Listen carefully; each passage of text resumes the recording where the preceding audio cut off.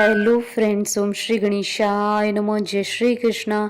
आप सभी का स्वागत है आपके अपने यूट्यूब चैनल पर।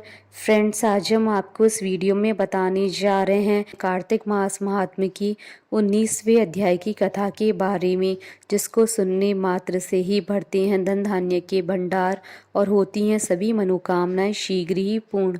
फ्रेंड्स, वीडियो शुरू करने से पहले आपसे रिक्वेस्ट है, अगर आप हमारे चैनल पर नए हैं और आपने अभी तक चैनल को सब्सक्राइब नहीं किया है तो प्लीज़ सब्सक्राइब कीजिएगा चैनल को, साथ ही प्रेस कीजिएगा बेल आइकन को, जिससे नए वीडियो से रिलेटेड नोटिफिकेशन आपको तुरंत प्राप्त हो सके।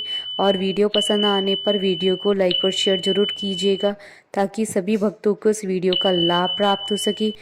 और कमेंट बॉक्स में जय श्री कृष्णा जरूर लिखिएगा।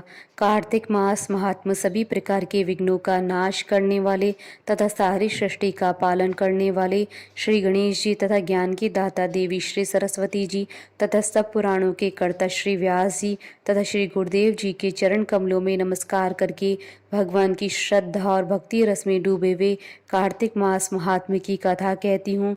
कार्तिक मास महात्म्य 19वां अध्याय प्रारंभ। श्री विष्णु मम हृदय में प्रेरणा करने वाले नाथ, लिखूं महात्म्य कार्तिक रखो सिर पर हाथ। राजा पृथु ने पूछा, हे नारद जी, अब आप यह कहिए कि भगवान विष्णु ने वहां जाकर क्या किया तथा जलंधर की पत्नी का पतिव्रत किस प्रकार भ्रष्ट हुआ। नारद जी बोले, जलंधर के नगर में जाकर विष्णु जी ने उसकी पतिव्रता स्त्री वृंदा का पतिव्रत भंग करने का विचार किया। वह उसके नगर के उद्यान में जाकर ठहर गए और रात में उसको स्वप्न दिया।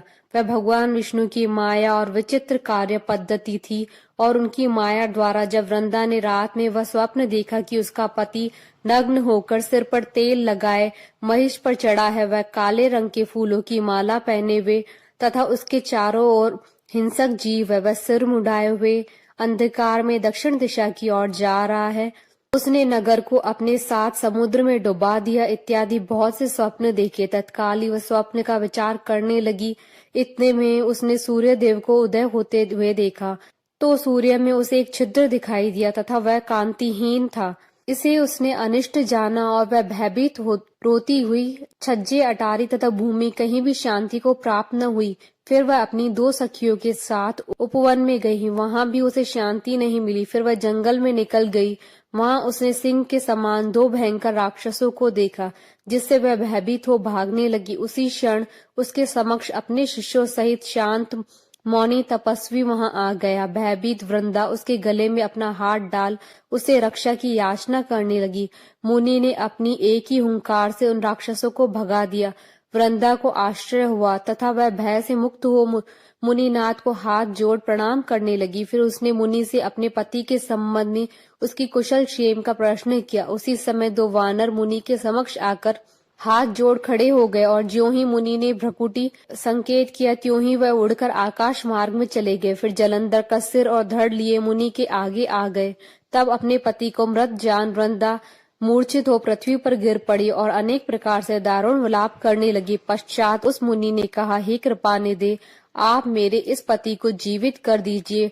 पतिव्रता दैत्य पत्नी ऐसा कहकर दुखी श्वासों को छोड़कर मुनीश्वर के चरणों में गिर पड़ी।